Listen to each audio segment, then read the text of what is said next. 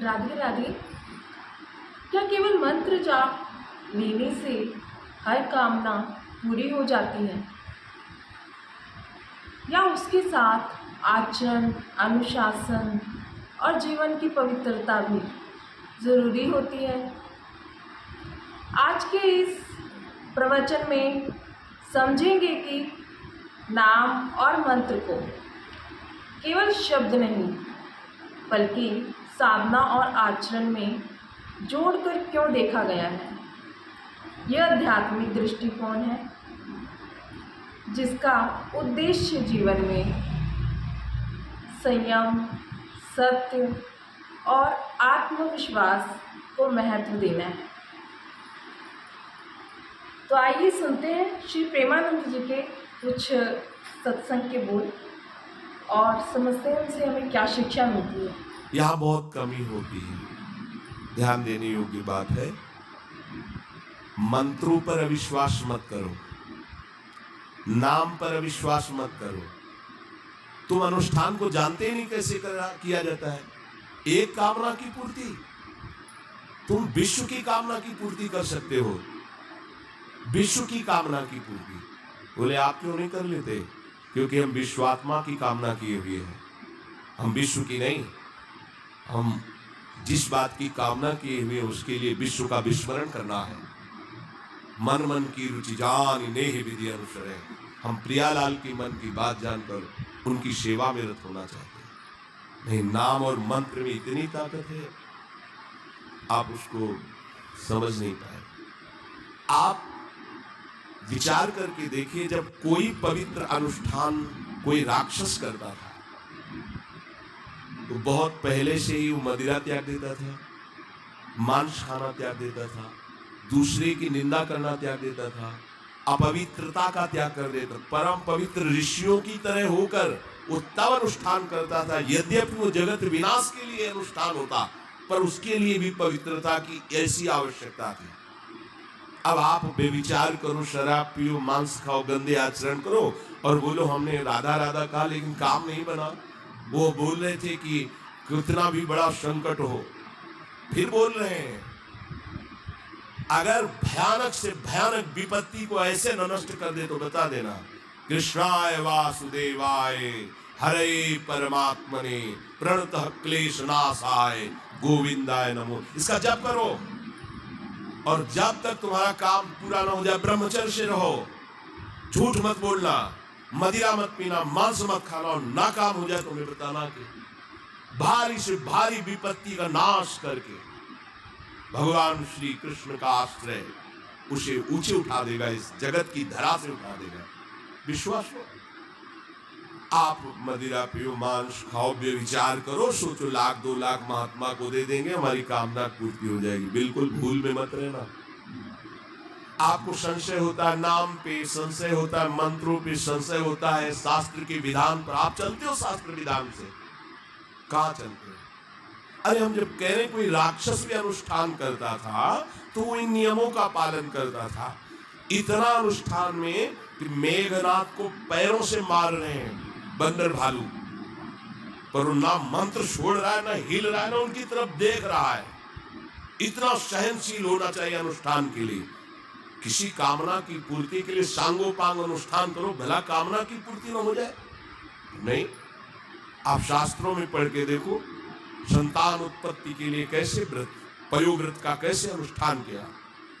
पवित्र रह करके इतनी इतनी मात्रा में ये आहार लेना है। इस मंत्र का जब भगवान गर्भ में आ गए, क्या चाहिए तुम्हें? भारी से भारी विपत्ति को दूर करने के लिए आत्म भाव से पुकारो भगवान को। तुम्हें धनी बनना है, अनुष्ठान कीजिए।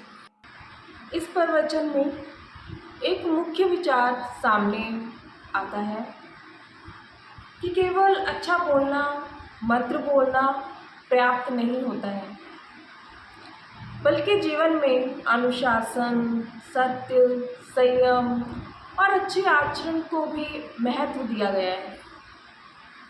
महाराज जी उदाहरण देकर बताते हैं कि प्राचीन परंपराओं में किसी भी आध्यात्मिक साधना से पहले व्यक्ति अपने व्यवहार और दिनचर्या को नियंत्रित करने का प्रयास करता था। यहाँ संदेश यह नहीं है कि कोई निश्चित परिणाम की गारंटी दे रहा है, बल्कि यह है कि व्यक्ति अपने कर्म, सोच और जीवन शैली को बेहतर बनाकर आध्यात्मिक मार्ग पर आगे बढ़े। ध्रुव जी का उदाहरण भी इस संदेश में दिया गया है, जहाँ दृढ़ संकल्प, धैर्य और एकाग्रता को महत्व दिया गया है, ना कि केवल इच्छा को। तो आप लोग समझिए इस प्रवचन का अर्थ और इसे अपने जीवन में ढालिए। आइए सुनते हैं हम आगे का प्रवचन। हम कह रहे किसी विशेष मंत्र आदि की तरफ ना बढ़िए, बोलिए राधा राधा, क्या चाहिए आपको, कृष्ण कृष्ण बोलिए। सब मंत्रों का सार है नाम में, आप बोलिए तो नाम। पवित्र होइए, गंदे आचरण छोड़िए। क्या चाहिए आपको? भगवान का नाम जहां गूंजता है वहां ऐश्वर्य अपने आप चरणों में लौटता है।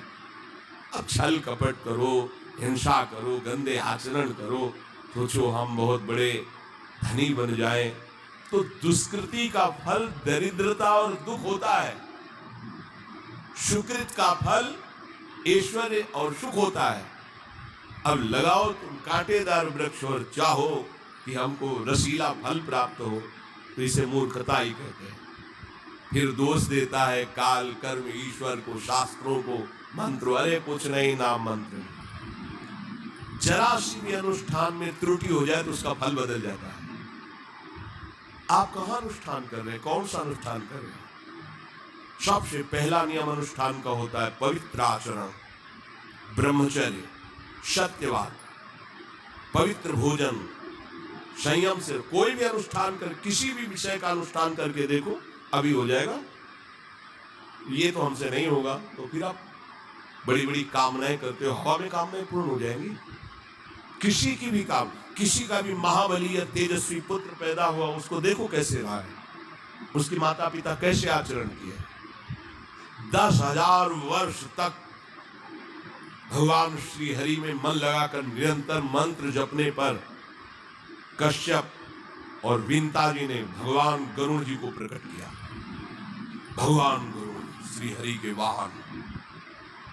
प्रथम पुत्र अरुण जी जो सूर्य के सामने बैठे हुए हैं, सारथी बने 10 लाख। करदम जी भारी तपस्या करके पत्नी प्राप्त कर रहे हैं, तो भगवान स्वयं कपिल देव जी के रूप में अवतार गए हैं। बिना भजन के, बिना पवित्रता के, बस कामनाओं की पूर्ति, हवा में कामनाओं की पूर्ति हो जाएगी।